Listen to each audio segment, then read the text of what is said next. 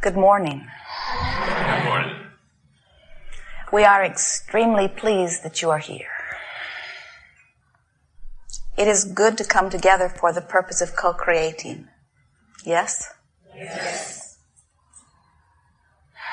And of course you know exactly what you are wanting.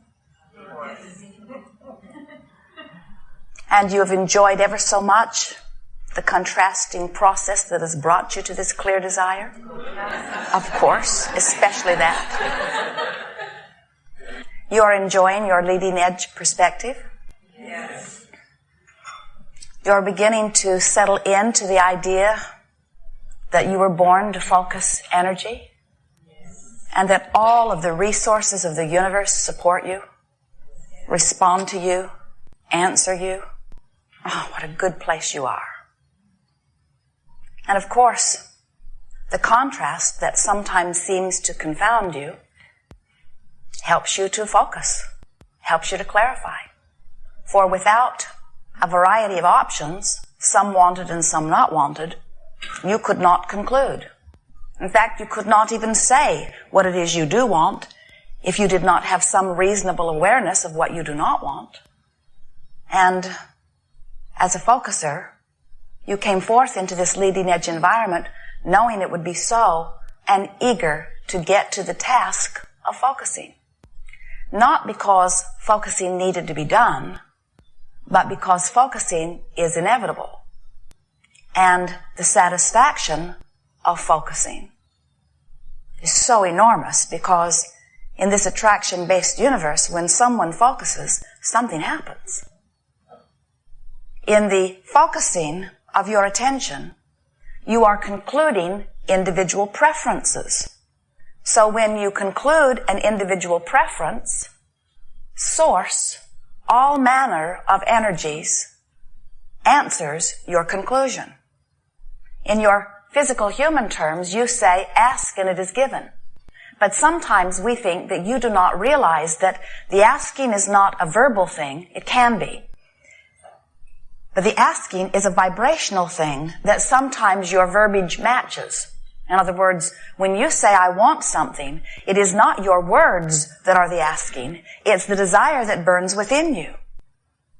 So sometimes a desire for something burns within you. In other words, you'll have clear awareness of what you want, and it's often while you're standing right in the middle of tremendous clarity about what you don't want.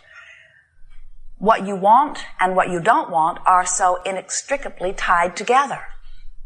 So out of this meshing, molding, mixing process of contemplating what isn't wanted and what is wanted, out of that is born within you a personal preference that is the asking. Sometimes, once that awareness is born within you, whether it's a conscious awareness or a cellular awareness, because there are all levels of consciousness within you who are aware and who are asking. Once that awareness is born, Source answers it immediately. Every time, no exceptions. But you, in your human conscious form, sometimes are so aware of the mess you're in. You're sick. There's something happening with your body. Your finances aren't going well. Your relationship isn't what you want. You are so aware of what is that even though you're asking for something different from what is, you don't let in what you really want because you're so involved in being aware of what you've got. So the best way to explain this is a 3-step process. You ask, source answers, you let it in. But if you keep asking, if you get stuck in step 1, where is it? Why doesn't it come? Why don't they know what they're doing? Why doesn't it happen? Why don't you do something differently? Why doesn't this go away? Why doesn't this come? As you are so aware of where you are, you hold yourself in this vibrational place where you cannot possibly let in what you're asking for because you are so aware of where you are. And just like your radio signals, you can't offer and receive opposite signals or different signals. When you've got your tuner set to 98.6, you're going to receive 98.6. You're not going to get what's on 101. Even though you might like it better, if your tuner's not set there, you're not going to hear it. This is an electrical universe, and you are electrical receivers. And you must align your vibration to your desire. And when you do, with great ease, those things you desire flow easily to you. So no one or nothing or no situation, no circumstance, there has been nothing ever that has ever prevented you from anything you want. Only you. Sometimes you say, well, it's hard not to notice what is. And we say, it's pleasurable much of the time to notice what is. We're not encouraging you to not notice what is. We're just encouraging you to be more selective about the parts of what is you notice. Here's a multiple choice question. Pick one of the two. Do you choose truth or untruth? Truth. Do you choose feeling good or feeling bad? Good. Do you choose truth or feeling good?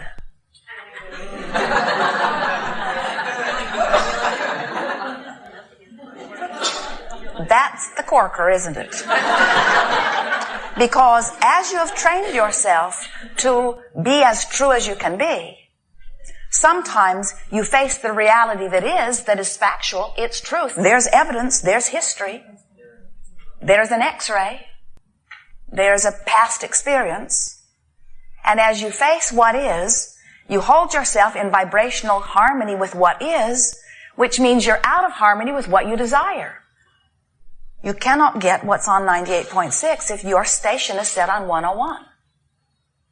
So, this workshop is about recognizing that you get to choose. Through time and through your observation of your experience and others, you've developed some vibrational habits. You call them beliefs. We prefer to call them vibrational habits because it makes it easier for you to think about changing them. Someone sat in the hot seat one day talking about some core beliefs. Core beliefs. They sound so core, so unchangeable. And we said, if you want to talk about core beliefs, let's talk about who you really are. You are a lover. You are worthy. You are expecting of all good things. If we're going to talk about core, let's really get back to the core of that which you are. Let's not talk about that stuff you've picked up along this physical trail.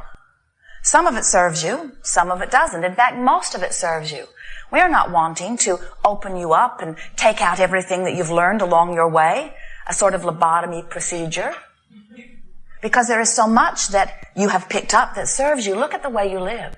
Your lifestyle is wonderful. Your expectations of well-being are among the best that we see worldwide.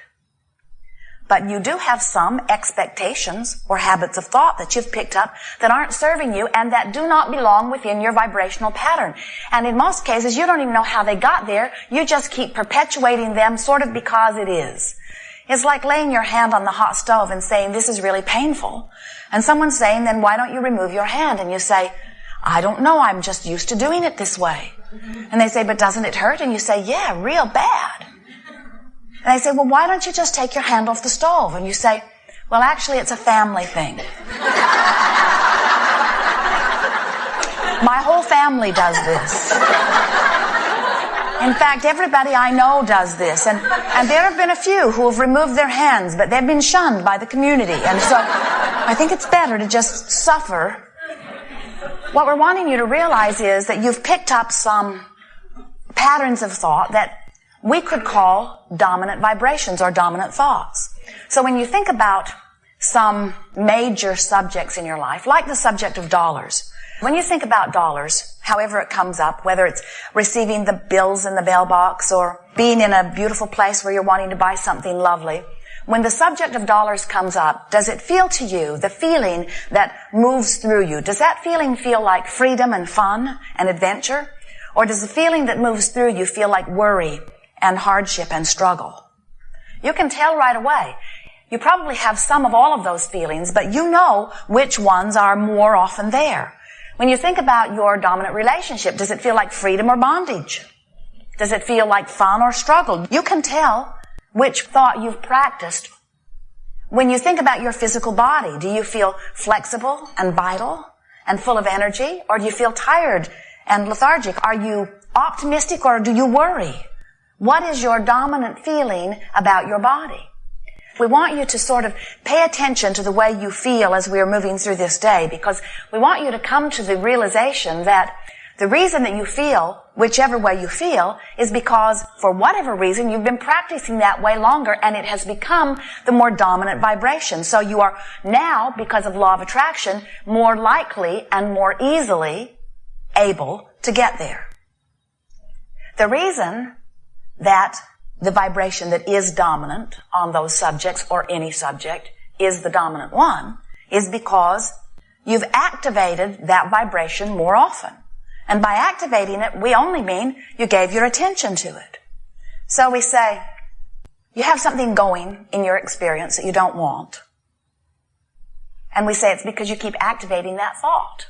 And you say, well, how do I deactivate that thought? And we say, you can't. You cannot deactivate a thought. Then what do I do? If I've got a thought activated, how do I not activate it? And we say, you activate another thought. Because when you try to deactivate that thought, whatever it is, you don't deactivate it, you activate it.